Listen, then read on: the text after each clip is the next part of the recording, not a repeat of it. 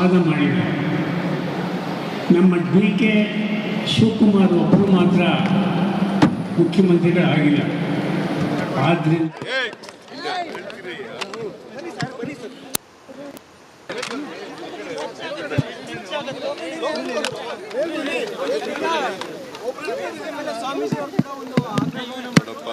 Congress party high command party ಗೊತ್ತಾಯ್ತಾ sir. ಇಂದು democracy high command ಅವರು ಏನು ತೀರ್ಮಾನ ಮಾಡ್ತಾರೆ ಆ ಥರ ನಡ್ಕೊಳ್ಳೋದು.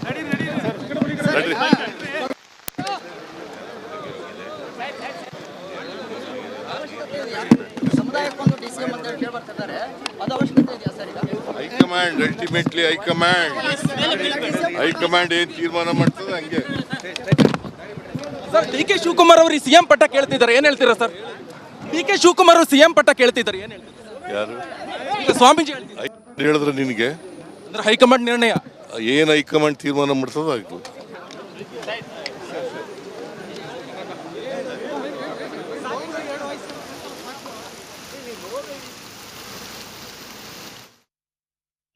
ಯಾಕೆಂದರೆ ಸಿದ್ದರಾಮಯ್ಯನವರು ಮನಸ್ಸು ಮಾಡಿದ್ರೆ ಮಾತ್ರ ಆಗ್ತಕ್ಕಂಥದ್ದು, ಇಲ್ಲಿ ಆಗೋದಿಲ್ಲ. ಆದ್ದರಿಂದ ಸಿದ್ದರಾಮಯ್ಯನವ್ರಿಗೆ ಮತ್ತೊಮ್ಮೆ ನಮಸ್ಕಾರ ಮಾಡ್ತಾ ನೀವು ದಯವಿಟ್ಟು ಡಿ.ಕೆ. ಶಿವಕುಮಾರ್ ಅವ್ರನ್ನ ಮುಖ್ಯಮಂತ್ರಿಗಳ ಸಮ್ಮುಖದಲ್ಲೇನೆ, ಅಂದ್ರೆ ಸಿದ್ದರಾಮಯ್ಯ ಅವರ ಸಮ್ಮುಖದಲ್ಲೇನೆ ಸಿದ್ದರಾಮಯ್ಯ ಅವ್ರ ಕುರ್ಚಿಯಿಂದ ಕೆಳಗಿಳಿಬೇಕು, ಡಿ.ಕೆ. ಶಿವಕುಮಾರ್ ಅವರನ್ನ ಕೂರಿಸಬೇಕು ಅಂತ ಹೇಳ್ಬಿಟ್ರು ಸ್ವಾಮೀಜಿ. ಇದ್ರ ಬಗ್ಗೆ ನಮ್ಮ ಪ್ರತಿನಿಧಿ ನಿಕೇಶ್ ಮುಖ್ಯಮಂತ್ರಿ ಸಿದ್ದರಾಮಯ್ಯ ಅವರ ಪ್ರತಿಕ್ರಿಯೆಯನ್ನ ಕೇಳಿದ್ದಾರೆ. ಹೈಕಮಾಂಡ್ ಏನ್ ಹೇಳುತ್ತೋ ಹಾಗೆ, ಹೈಕಮಾಂಡ್ ತೀರ್ಮಾನವೇ ಅಂತಿಮ ಅಂತ ಹೇಳಿ ಸಿದ್ದರಾಮಯ್ಯ ಕೂಡ ಪ್ರತಿಕ್ರಿಯೆ ನೀಡಿದ್ದಾರೆ. ನೋ ಡೌಟ್ ಸಿದ್ದರಾಮಯ್ಯ ಅವ್ರಿಗೂ ಕೂಡ ಮುಜುಗರದ ಸನ್ನಿವೇಶ. ಅವ್ರು ಕೂತಿದ್ದ ವೇದಿಕೆ ಸರ್. ಈಗ ಸ್ವಾಮೀಜಿ ಈಗ ಸಿಎಂ ಮಾಡ್ಬೇಕಂತ ಹೇಳ್ತಿದ್ರ.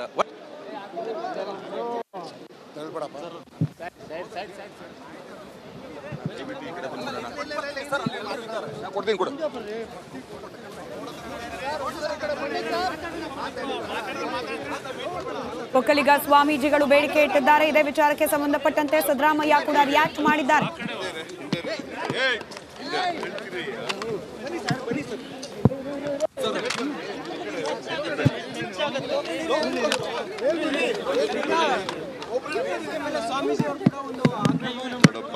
ಕಾಂಗ್ರೆಸ್ ಪಾರ್ಟಿ ಹೈಕಮಾಂಡ್ ಪಾರ್ಟಿ ಗೊತ್ತಾಯ್ತಾ ಸರ್. ಇಂದು ಡೆಮಾಕ್ರಸಿ ಹೈಕಮಾಂಡ್ ಅವರು ಏನು ತೀರ್ಮಾನ ಮಾಡ್ತಾರೆ ಆ ಥರ ನಡ್ಕೊಳ್ಳೋದು.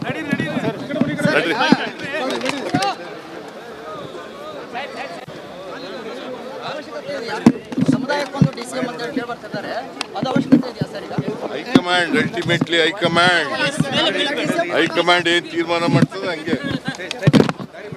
ಸರ್, ಡಿ.ಕೆ. ಶಿವಕುಮಾರ್ ಅವರು ಸಿಎಂ ಪಟ್ಟ ಕೇಳ್ತಿದ್ದಾರೆ, ಏನ್ ಹೇಳ್ತೀರಾ ಸರ್? ಡಿ.ಕೆ.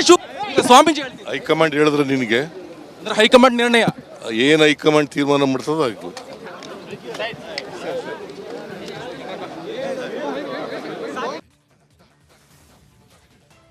ಸಿಎಂ ಬರ್ತಾ ಇದ್ದಾರೆ. ನೀವೊಂದು ಮಾತು ಹೇಳಿ. ನಾವು ಎಲ್ಲ ಹೊಸ ಎಂಪಿಗಳಿಗೆ ಸರ್ಕಾರಕ್ಕೆ ಅನೇಕ ಬೇಡಿಕೆಗಳನ್ನ ಮುಂದಕ್ಕಿಡ್ತಾ ಇದೀವಿ. ಅದಕ್ಕೋಸ್ಕರ ನಾವು ಇಬ್ರು ಡೆಲ್ಲಿ ಸಿಎಂ ಬರ್ತಾ ಇದ್ದಾರೆ. ನೀವೊಂದು ಮಾತು ಹೇಳಿ. ನಾವು ಎಲ್ಲ ಹೊಸ ಎಂಪಿಗಳಿಗೆ ಸರ್ಕಾರಕ್ಕೆ ಅನೇಕ ಬೇಡಿಕೆಗಳನ್ನ ಮುಂದಕ್ಕಿಡ್ತಾ ಇದೀವಿ. ಅದಕ್ಕೋಸ್ಕರ ನಾವು ಇಬ್ರು ಡೆಲ್ಲಿ ಸಿಎಂ ಬರ್ತಾ ಇದ್ದಾರೆ. ನೀವೊಂದು ಮಾತು ಹೇಳಿ. ನಾವು ಎಲ್ಲ ಹೊಸ ಎಂಪಿಗಳಿಗೆ ಸರ್ಕಾರ